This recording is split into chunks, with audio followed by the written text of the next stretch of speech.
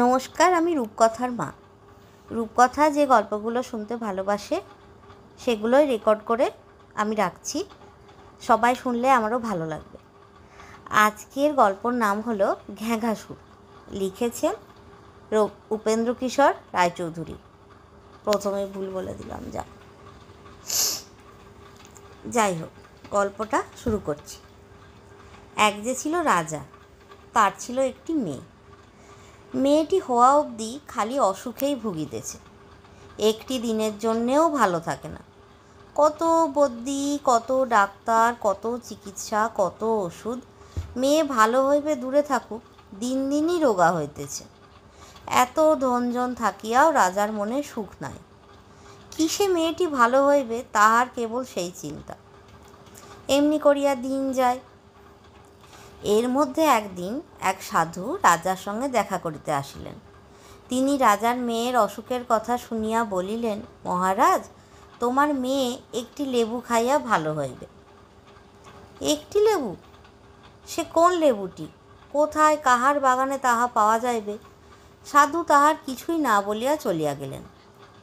রাজা আর উপায় না দেখিয়া দেশের লোককে এই কথা জানাইয়া দিলেন, যাহার লেবু খাইয়া আমার মেয়ে ভালো হইবে সে আমার মেয়েকে বিবাহ করিবে আর আমার রাজ্য পাইবে। এখন মুশকিলের কথা এই যে সে রাজ্যে লেবু মিলে না।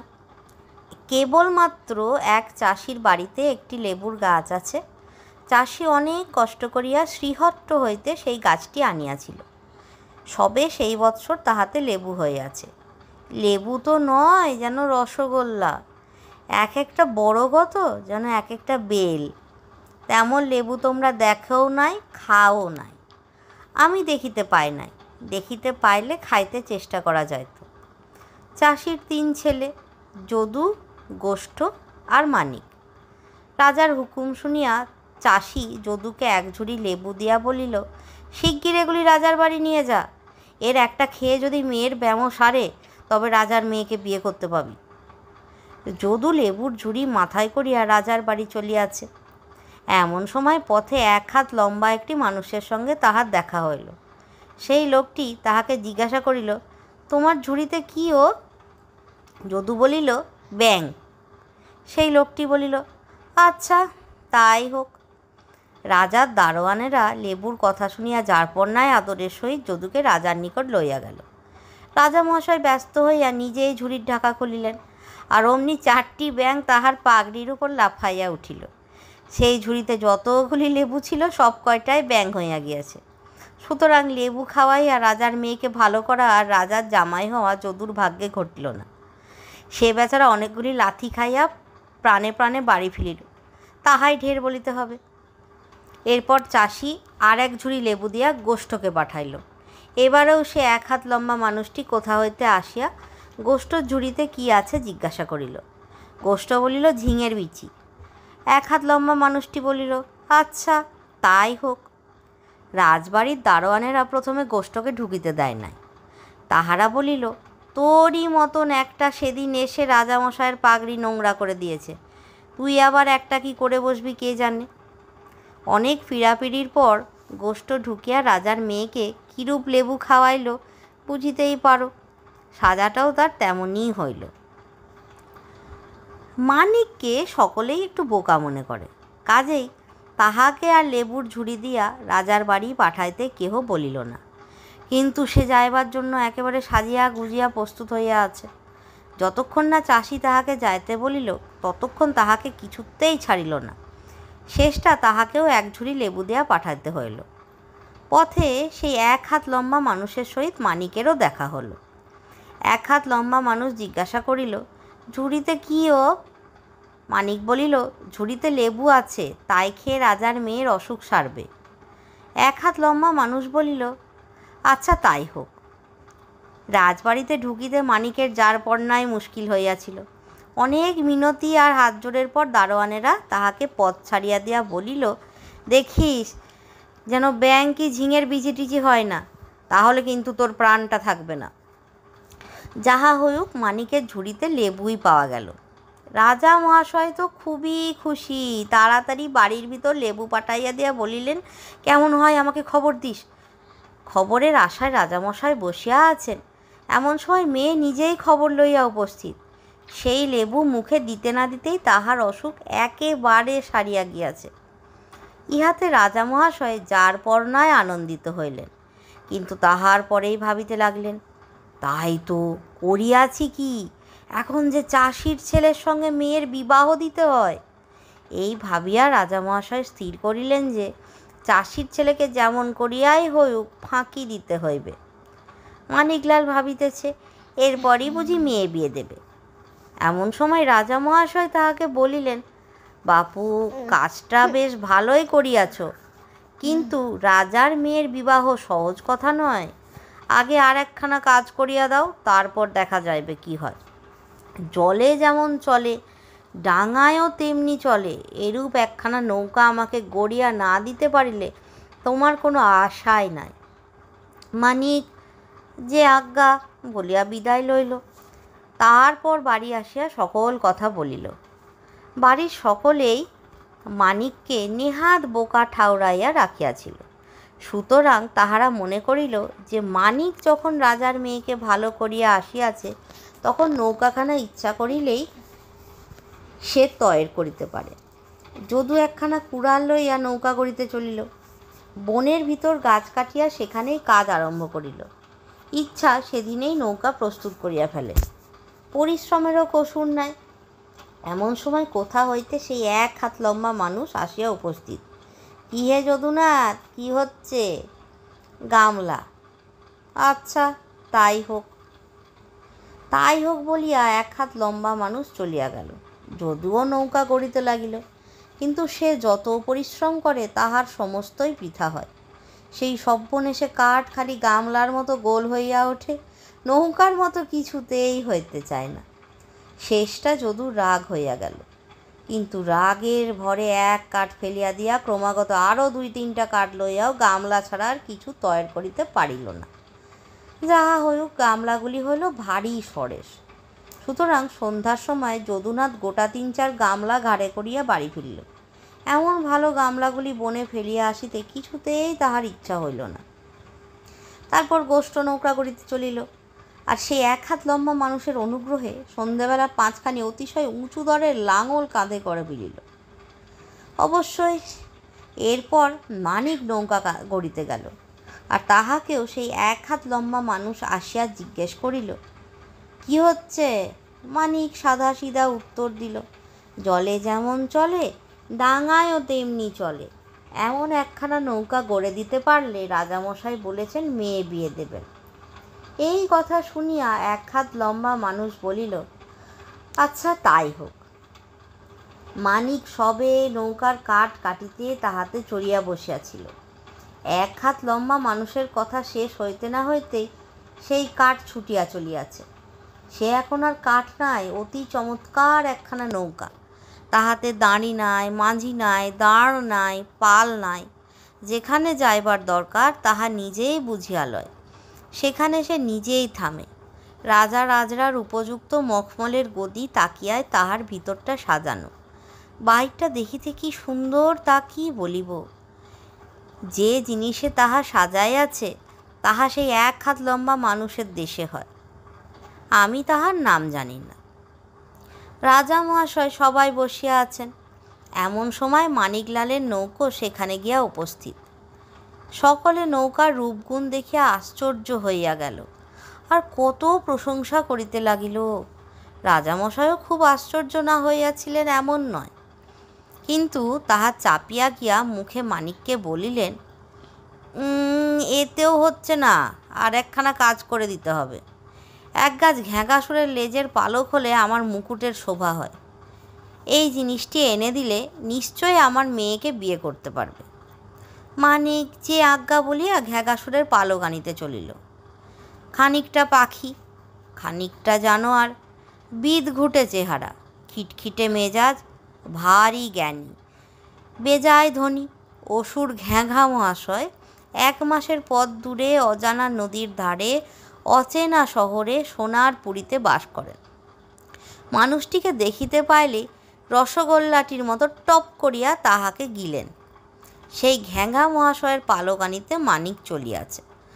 যাহাকে দেখে তাহাকেই ঘ্যাগাসুরের মুল্লুকের পথ জিজ্ঞাসা করে, আর ডাইনে বাইনে না চাহিয়া ক্রমাগত সেই পথে চলে। রাত্রি হইলে কাহারও বাড়িতে আশ্রয় লয়, আবার সকালে উঠিয়া চলিতে থাকে। ঘ্যাগাসুরের মুলুকে যাইতেছে শুনিয়া সকলেই তাহাকে আদর করিয়া জায়গা দেয়। একদিন রাত্রিতে এইরূপে সে একজন খুব ধনী লোকের বাড়িতে অতিথি হইয়াছে। সেই ধনী অনেক কথাবার্তার পর তাহাকে বলিল, বাপু, তুমি ঘ্যাগাসুরের দেশে চলেছ শুনেছি। সে অনেক বিষয়ের খবর রাখে। আমার লোহার সিন্ধুকের চাবিটা হারিয়ে ফেলেছি। ঘ্যাগা তার কোনো সন্ধান বলতে পারে কিনা জিজ্ঞেস করো তো। মানিক বলিল, আচ্ছা মশাই, আমি জেনে আসব।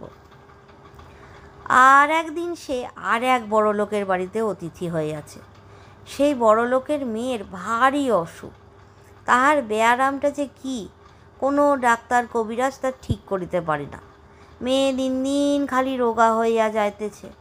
সেই বড় লোক মানিককে খুব যত্ন করিয়া খাওয়াইয়া তারপর বলিলেন, আমার মেয়ের অসুখ কিসে সারবে, এই কথাটা যদি ঘ্যাগার কাছ থেকে জেনে আসতে পারো তবে বড় উপকার হয়।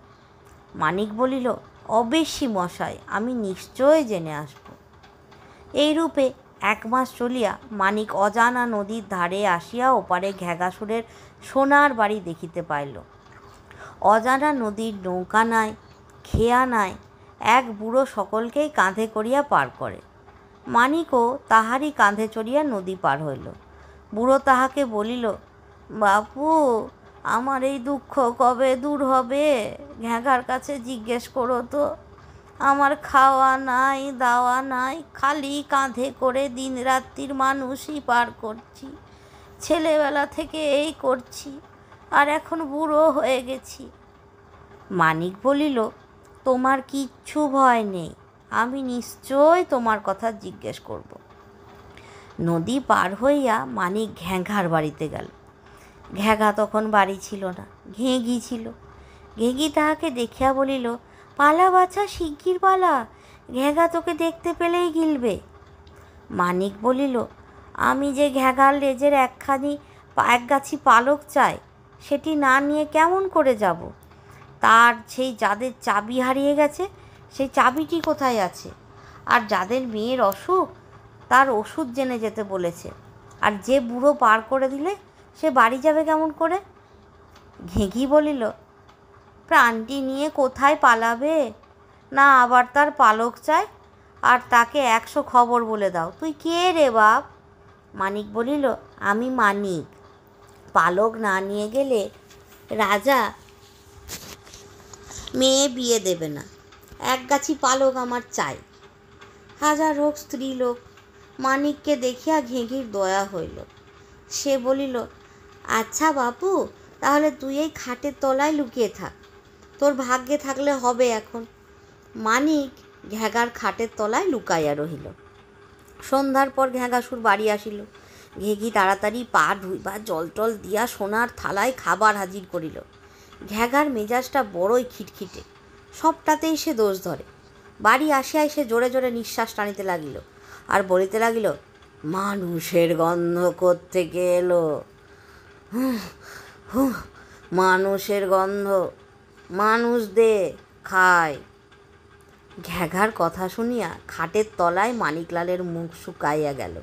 ঘেঁঘির বুক ধরাস ধরাস করিতে লাগিল। সে অনেক কৌশল করিয়া ঘ্যাঘাকে বুঝাইল যে একটা মানুষ আসিয়াছিল, কিন্তু সেটা ঘ্যাঘার নাম শুনিয়াই পলাইয়াছে। ইহাতে ঘ্যাঘা কিছু শান্ত হইয়া খাবার খাইতে বসিল। খাওয়া শেষ হলে ঘ্যাঘা খাটে শুইয়া নিদ্রা গেল। ঘুমের ভিতর তাহার লম্বা লেজটি লেপের বাইরে আসিয়া খাটের পাশে ঝুলিয়া পড়িয়াছে। সেই লেজের আগায় অতি চমৎকার পালকের গোছা। মানিক খাটের তলায় অপেক্ষা করিয়া আছে। লেজ দেখিয়াই সে খ্যাচ করিয়া একটি পালক ছিঁড়িয়া লইল। অমনি ঘ্যাঘা ব্যস্ত সমস্ত হইয়া উঠিয়া বলিল, ঘেঁঘি, আমার লেজ ধরে যেন কে টানলো, হুহ হুহ, মানুষের গন্ধ। ঘেঁঘি বলিল, তোমার ভুল হয়েছে, অত বড় পালকের গোছা কোথায় আটকে লেজে টান পড়েছে। আর মানুষ তো এসেছিল বলেছি, এ তারই গন্ধ। সেই মানুষটা কত কথা বললে, সেই কাদের বাড়ি লোহার সিন্ধুকের চাবি হারিয়ে গেছে।